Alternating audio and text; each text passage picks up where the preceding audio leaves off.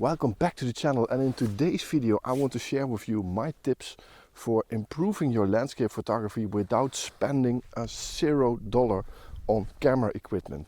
So these tips are all my own experience, my own opinion, so it's my side of the truth, and I think if you're listening to this, then you will definitely be able to improve your photography over time. So walk along with me and I will tell you more about these tips. So these tips that I want to share with you are all randomly ordered. So there's not a real order in them except for the last one. I think that is the most important one. But the first tip that I want to share with you is curiosity. You know, you have to be curious for what's behind this next hill over there. What does that tree look like from the other side? But also curious in different camera techniques. You know, the more techniques you know, the more times you can use them. And I have been on so many occasions where I was struggling a little bit, where I couldn't really find anything. Actually, like today, you know, it's a real grey, moody morning, and I can't really find an interesting shot here at the moment. And then I always started to explore different techniques like ICM, like movement or double exposures. Just anything that will get me the opportunity to come back home with a different shot. So be curious, first tip.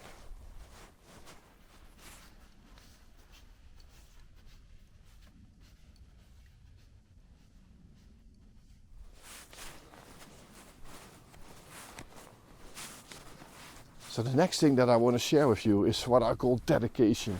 You know, you have to be dedicated to go out and take some photographs.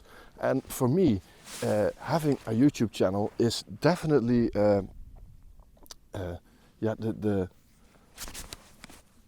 how do you say that? I have no idea. But that is definitely the motivation for me, that I have to go out. You know, I don't have to, I choose to go out, but that is the dedication that I have. The dedication to make these videos and to want to find those shots. The dedication to get out of my bed at 3:30 a.m. in the morning, because I want to be at this spot in the forest at 4 a.m. because I know that this beautiful fog is going to be there only for that first half hour after sunrise.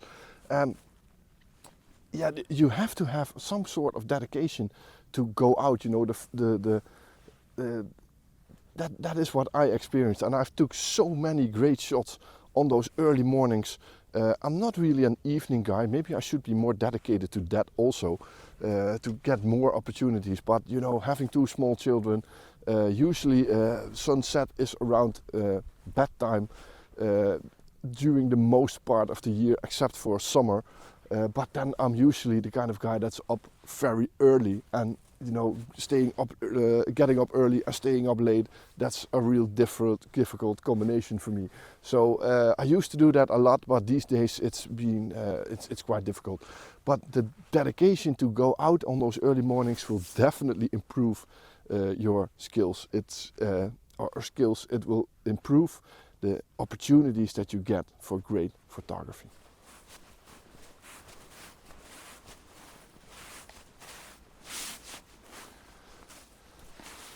So the next tip is explore. You know, I have a lot of friends, and what I often hear them say is, well, I'm done with photographing the Netherlands. You know, and then for my feeling, they are just starting in photography. You know, there is so much to photograph in your local area. It doesn't matter where you live. You know, I think the Netherlands is considered a pretty boring country for landscape photography. You know, it's all flat, and I was complaining about that in one of my first videos and in the first year that I did YouTube. But then I started to realize that it's not about the area that you're in, it's about the time that you spend there. It's about adjusting to the weather. It's about adapting to all the conditions. You know, finding these foggy mornings give a lot of opportunities if you compare it to just going out on the middle of the day to this location. You know, this looks completely different at any time of year. So just try to adapt and explore everything around you. And at one point you will have so many areas that have quite of interesting shots. And at that point you can just look at the weather and then think to yourself, hey, if I go out today, there is a slight chance of fog in this specific area, and you can go over there. And the next time you will look and there's a chance over there. And I have about maybe 40 locations that I explored here in the Netherlands that are all within 30 to 35 minutes from my house. Maybe 45 minutes, there are a couple more, but most of them and most of the time I'm just here exploring around my my local area, and that doesn't cost me anything, and it always delivers, you know, it always delivers. So just be in the right place at the right time, and that's what gives you great images.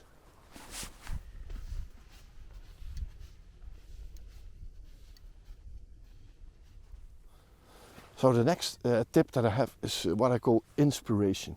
You know, if you look at other photographers or if you look online for what other people are creating, take it as inspiration, and don't try to copy what someone else is doing. Of course, do whatever you want, but if you try to copy what someone else is making, my experience is that usually you come back and the image isn't what you've seen online. You know, online you're only seeing the very best of any photographer that they are, what they are creating. You know, if you look at your own work, you don't put an image online that is average or that you're not satisfied by. You only share the images that are the top of the iceberg, the best. And that's what I try with this channel. I also try to show the images that don't really work out well, because I want to give an honest story about what landscape photography is. And sometimes things work. Sometimes I have mornings with only great images, but sometimes I've got mornings like this where it's a big struggle to find anything. And yeah, that's something to remember. You know, if you go out, be inspired, because if you have an image in mind that you want to copy and it is not working out the way you have seen that image, you will come back home without motivation. It will demotivate yourself to go out next time, because you are going to think you're a crap photographer. You're definitely not a crap photographer, but being the people that release those images online might be living 5 minutes from that spot. They might have returned there like 200 times to take that exact image at that exact time. It's unable to copy the conditions that someone has. So of course you can get lucky, definitely possible, but just find your own shots. It's always more rewarding. So that was the tip. So the next tip that I want to share with you is what I would like to call trust. You know, you have to trust yourself that you're able to find a shot anywhere at any time. You know, sometimes it doesn't work. If I look at myself, I've been making these videos for 3 years now. I make 2 videos a week, so that means approximately 300 videos that I've made at this point. And somehow you just have to realize that there is always something to find. And there are only, I think, 4 or 5 times that I did not make a video where I just couldn't find a single shot at all, you know. And that's the trust that I have in my own abilities, in everything that I mentioned before, in being curious, exploring, discovering new techniques. So all these things help me to find a shot on any given day. And of course, sometimes it's a struggle, sometimes it works, sometimes it's a masterpiece, and sometimes it's an average shot worth taking, but not a real keeper. But it doesn't matter. It will keep you busy, it will keep you motivated, and it will keep you inspired by yourself. And sometimes you just walk past something and you're thinking to yourself, okay, this is not for today, but it's for a different time, you know. And I pinpoint those on Google Maps, and I remember those spots. And when the opportunities are there, when the conditions are there, I just might go back there and take that same shot again. So yeah, that's definitely a good tip. Trust in your own abilities. There is always something to find out there. So another tip that I want to share is make mistakes. You know, it's very easy to walk by something and don't take an image, but sometimes it works just to take an image and look at home, you know, what could I have done better? And if I talk about that, I often look at my own catalog, at all the images that I took over the years, and just to realize or to look at images like, okay, why isn't this shot as good as I thought it was? You know, sometimes I have an image and I'm thinking, wow, this is really good. But then a couple of months or years or even sometimes weeks later, I look at the same image and I'm thinking, why isn't this image working anymore? And sometimes I just try to re-edit it. Try to do a different edit to it. But sometimes it just works to look at it like, why isn't this shot interesting for me anymore? Is it the composition? Is it the lack of light? There can be lots of reasons why it isn't working anymore. And yeah, this is something that I do pretty often actually. And I have this one rule for myself. When I start editing some files, I always edit one file from my catalog again. So I always look back through my catalog and then think to myself, hey, this image has been 10 years ago since I edited it. Let's see what I can make of these images right now at this point. So I think that's a really good tip to share. Make mistakes and learn from your mistakes. That is really, really important. So this next tip is a pretty important one for me, and that is find your own self. Do what you are interested in. Don't let anyone tell you what to do or how to do it or anything. Just find out what inspires you. You know, if there's one thing killing for inspiration, it is going out and doing something that you're not interested in, but just because everyone else is doing it, I am photographing this specific subject or this specific location. You know, you have to do it for yourself, and that has given me a lot. You know, I know there are a lot of landscape photographers out there that plan a trip. You know, they plan it from A to C, from the time, from the camera, from the lenses, everything that they take along with them. That just doesn't work for me. But that it doesn't work for me doesn't mean that it has to work for you. You know, find out what's the best suitable thing for you to do. If I look at myself, I just like to wander around and try and find something at any given time, any location. I like to do that. I like that struggle.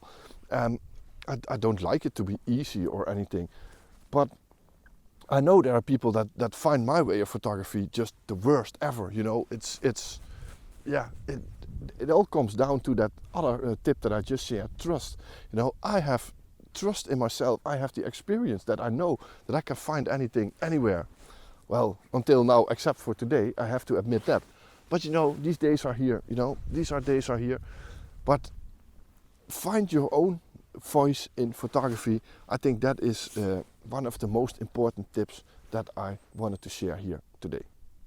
So the next tip that I want to share with you is weather planning. You know, one of the most important things to improve your photography is to know what weather is going to be important or good for a specific area.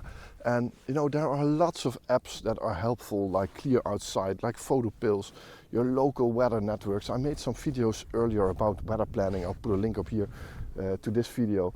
But understanding weather and knowing about weather is really important. And I recently started using Photos for that from my friend Christian from Austria. He invented Photos, and it's just a website that gives you warnings for or emails with possibilities. You know, there is a great red sky possible there. You have a possibility for rainbows, possibility for snow, fog, something like that. And even when you forget to check the weather yourself, I now have these emails as a reminder, and it just really, really works out well. Today also, you know, there's fog predicted. We got fog. It's never a guarantee for a great image, but it does help. It definitely helps. So if you want to improve your photography, make sure that you have get some proper weather planning skills, because that will definitely improve your photography.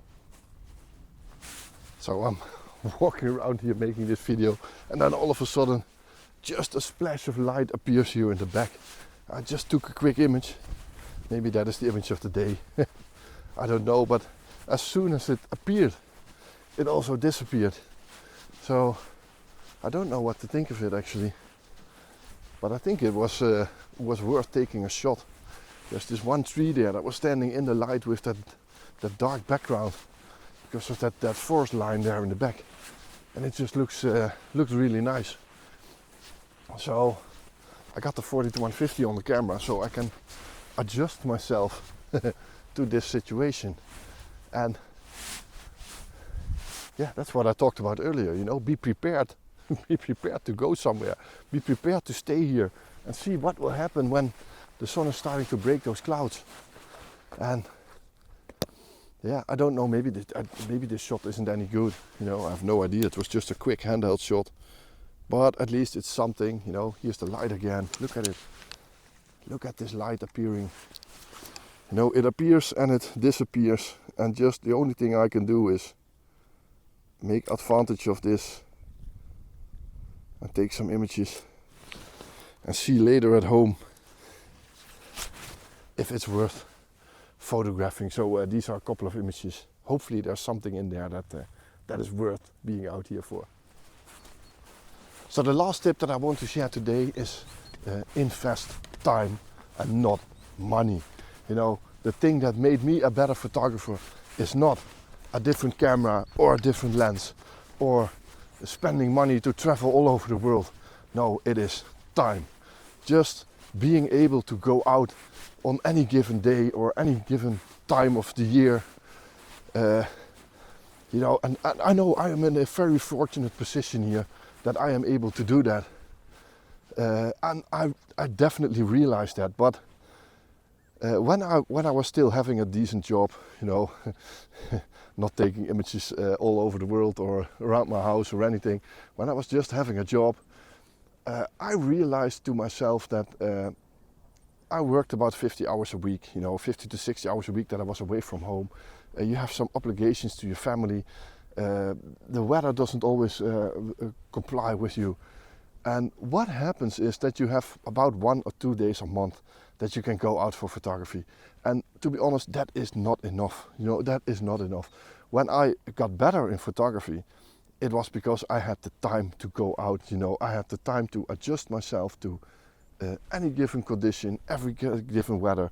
You know, I can look at the weather channel today and see, oh, tomorrow is going to be good, and my wife will take the kids to school and I can go out for photography. I know that's not for everyone, and everyone should be able to do it actually, you know, it's so nice. But yeah, it's just not possible. But that is the main reason why you see people that are much better than maybe you think you are. It's just because we have the time, or at least if I have to speak for myself, I have the time. And that is something to remember, you know. It's not always about skills or money, or it's just about the time. And I am in the lucky position to do this. You know, there's a whole story behind this, why I'm able to do this. I'll put a link up here to that video. It has all to do with a heart problem that I'm having. So I explained it in that video. I'm not going to explain it again. You know, it's quite a difficult story that took me a while to put on video.